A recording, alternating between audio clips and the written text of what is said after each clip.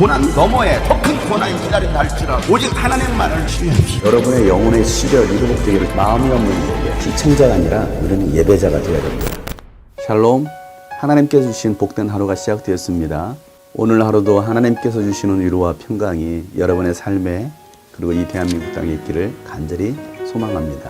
오늘 함께 나눌 말씀은 마가복음 12장 18절부터입니다. 부활이 없다고 주장하는 사두개파 사람들이 예수께 와서 물었다. 선생님, 모세가 우리에게 써주기를 어떤 사람의 형이 자식이 없어 아내만 남겨두고 죽으면 그 동생이 그 형수를 맞아들여서 그의 형에게 대를 이을 자식을 낳아 주어야 한다 하였습니다. 형제가 7 있었습니다. 그런데 마디가 아내를 얻었는데 죽을 때에 자식을 남기지 못하였습니다. 그리하여 둘째가 그 형수를 맞아들였는데 그도 또한 자식을 남기지 못하고 죽고 셋째도 그러하였습니다. 7이 모두 자식을 두지 못하였습니다. 맨 마지막으로 그 여자도 죽었습니다. 그들이 살아날 부활 때에 그 여자는 그들 가운데 누구의 아내가 되겠습니까? 7이 모두 그 여자를 아내로 맞아들였으니 말입니다. 예수께서 그들에게 말씀하셨다. 너희는 성경도 모르고 하나님의 능력도 모르니까 잘못 생각하는 것이 아니냐? 사람이 죽은 사람들 가운데서 살아날 때에는 장가도 가지 않고 시집도 가지 않고 하늘에 있는 천사들과 같다. 죽은 사람들이 살아나는 일에 관해서는 모세의 책에 뜰기나무 이야기가 나오는 대목에서 하나님께서 모세에게 어떻게 말씀하셨는지를 너희는 읽어보지 못하였느냐? 하나님께서는 모세에게 말씀하시기를 나는 아브라함의 하나님이요 이삭의 하나님이요 야곱의 하나님이다 하시지 않으셨느냐?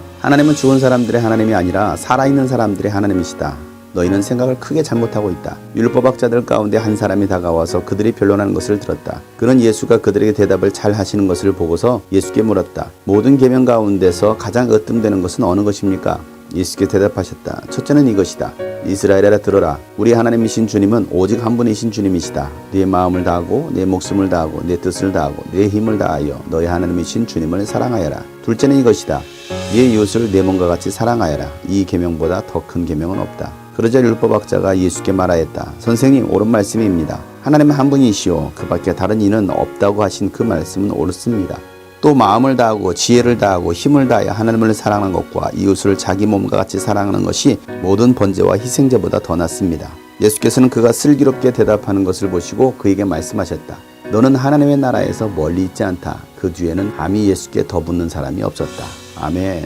오늘 말씀에도 두 부류의 사람들이 나옵니다. 사두개파 사람들과 율법학자들입니다.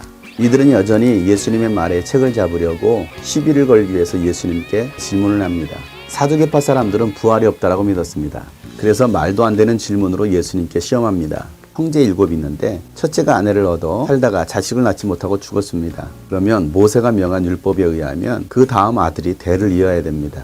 그래서 둘째가 형수와 결혼을 하게 됩니다. 그런데 또 아들을 낳지 못하고 둘째도 죽었습니다. 그래서 그 아내는 셋째와 넷째와 그리고 마지막 7째까지 자식을 얻지 못하고 죽었습니다. 그러면 부활의 때에는 이 아내는 누구의 아내입니까? 라는 그러한 질문. 황당한 질문입니다. 말도 안 되는 질문입니다. 부활을 믿지 못하는 사람들, 예수를 믿지 못하는 사람들은 때로는 말로 안 되는 질문들로 트집을 잡으려고 합니다. 그런 그들에게 예수님께서 너희는 성경도 모르고 하나님도 모르고 있구나. 그래서 그런 엉뚱한 잘못된 생각하고 있는 거 아니냐? 라고 예수님께서 묻습니다. 성경을 모르면 성경이 믿어지지 않습니다. 또한 하나님을 알지 못하면 하나님에 대해서 오해합니다. 부활은 죽은 자가 살아나는 것입니다. 하나님의 심판의 때에 예수님 다시 오실 때 이 부활의 사건이 일어날 것입니다. 근데 그때에는 이 땅에서 장가가고 시집가는 것처럼 부활하는 것이 아니라 하늘의 천사들과 같이 신령한 몸으로 부활할 거라고 주님은 말씀하시는 것입니다. 그리고 이 부활은 반드시 일어날 것인데 이 부활은 살아계신 하나님을 믿고 그 믿음이 살아있는 자들이 하나님을 볼 것이다 라고 말씀하십니다.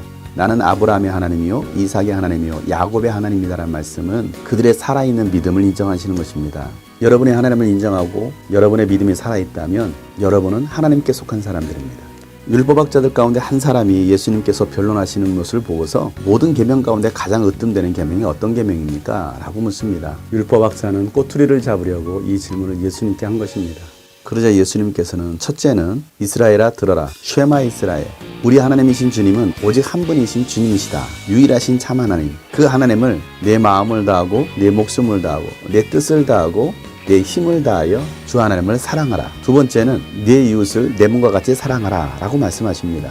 이 계명보다 더 큰 계명은 없다라는 것입니다. 율법의 가장 핵심은 하나님을 사랑하고 이웃을 사랑하는 것입니다. 이 계명보다 더 큰 계명은 없습니다. 이 두 계명이 기본이 되어 모든 계명이 나오는 것입니다.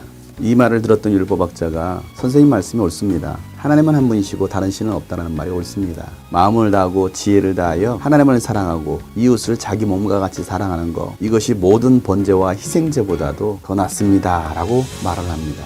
이 말을 들은 예수님께서 그에게 너는 하나님의 나라에서 멀지 않다 라고 말씀하십니다. 꼬투리를 잡으려고 질문했던 이들에게 예수님은 너희들은 하나님을 사랑하느냐?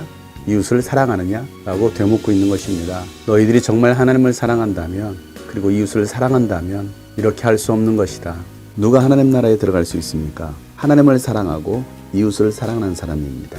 오늘도 주님은 우리에게 부활의 소망을 알려주십니다. 부활에 참여할 자, 하나님 나라에 들어갈 자가 누구입니까? 하나님을 사랑하되 마음과 목숨과 뜻과 힘을 다하여 사랑하는 사람, 그리고 이웃을 내 몸과 같이 사랑하는 사람, 그들이 하나님 나라에 들어갈 자들입니다. 사랑하는 여러분, 하나님을 사랑하십니까? 이웃을 사랑하십니까? 그렇다면 여러분은 하나님 나라에 가까워졌습니다. 오늘도 그 하나님의 나라를 소망하며 하루를 살아갑시다.